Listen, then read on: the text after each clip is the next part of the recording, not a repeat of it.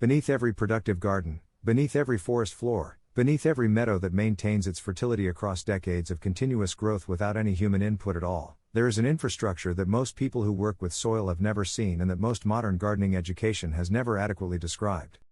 It is not the visible infrastructure of organic matter and soil structure, though those are real and important. It is something older, more fundamental, and more comprehensive than either, a living network of fungal threads extending through the soil in densities that, if stretched end to end, would run for miles beneath a single square meter of healthy ground. Mycorrhizal fungi. The word comes from the Greek for fungus and root, and it describes one of the oldest biological partnerships in the history of terrestrial life, a relationship between soil fungi and plant roots that evolved over 400 million years and that underlies the capacity of plants to grow productively in mineral-limited soils that their root systems alone could never adequately supply. Over 90% of plant species form mycorrhizal relationships, including every major crop species that agricultural civilization has ever depended on for food. The networks those relationships build extend effective root reach by up to 700 times, delivering phosphorus, zinc, copper, and water from soil volumes that uncolonized roots cannot explore. In exchange, the plant provides the carbon compounds the fungi cannot produce themselves. The partnership is ancient, mutualistic, and foundational to every productive ecosystem on Earth. Every farm that maintained extraordinary yields before 1950 was doing so on the back of this network, not because those farmers understood mycorrhizal biology, which was not described in detail until decades later, but because the management practices of pre-war agriculture happened to preserve the conditions under which the network thrives. Limited deep tillage left hyphal threads intact between growing seasons. Crop rotations including legumes and other mycorrhizal-dependent species maintained diverse fungal populations. Limited synthetic phosphorus input preserved the plant's metabolic incentive to maintain the fungal relationship rather than replacing it with soluble fertilizer that the plant can absorb passively without the metabolic cost of supporting the fungal partner. Post-1950 practices dismantled this network systematically. Annual deep tillage destroyed hyphal threads faster than they could be rebuilt. Synthetic phosphorus at high concentrations suppressed colonization by removing the plant's incentive for the relationship. Broad-spectrum soil fumigation eliminated fungal populations directly. Each practice was adopted for reasons that made immediate sense: easier planning, predictable fertility, pathogen control, and whose combined long-term effect on the biological infrastructure of productive soil was not recognized until the yield decline it produced across decades of continuous conventional management became too consistent and too widespread to attribute to other causes alone.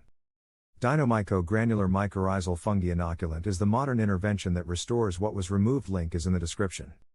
At 900 propagules per gram in OMRI listed concentrated granular form, it delivers the mycorrhizal fungal populations directly to the root zone at the moment of transplanting or seeding, establishing colonization in new root growth before the plant is committed to the lower efficiency uncolonized pattern that depleted soils produce. Root mass increases of 40 to 60% and yield improvements of 20 to 40% compared to uncolonized controls are consistently documented in research on phosphorus-limited soils, not because the inoculant adds nutrients but because it restores the biological infrastructure that makes nutrients already present accessible to the plant. There is something worth reflecting on in the nature of this network, in the fact that the most fundamental biological infrastructure of agricultural productivity is invisible to the eye, operates below ground, and functions through a relationship of mutual exchange rather than extraction. The soil gives when it is given to. The network builds when it is supported. The harvest follows from an investment in something that cannot be seen or measured without deliberate attention but whose presence or absence determines the ceiling of everything visible above ground. The pre-1950 farms that sustained their productivity across generations were working in partnership with this network without knowing it existed. Restoring it is not an innovation. It is a return. What becomes even more important to understand is that mycorrhizal networks are not static structures sitting in the soil waiting to be used.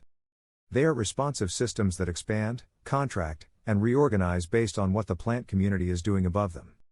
When roots are active and continuously feeding carbon into the system, the fungal network expands into new soil zones, increases its branching density, and strengthens the biological links between plants. When that input is interrupted or the soil is repeatedly disturbed, the network doesn't simply disappear all at once, it slowly simplifies, losing complexity layer by layer until only fragmented pockets of activity remain.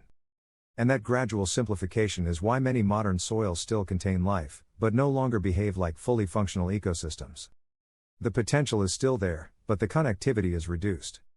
Plants grow, but they do so in isolation rather than as part of an integrated exchange system. Restoring that connectivity is what changes everything.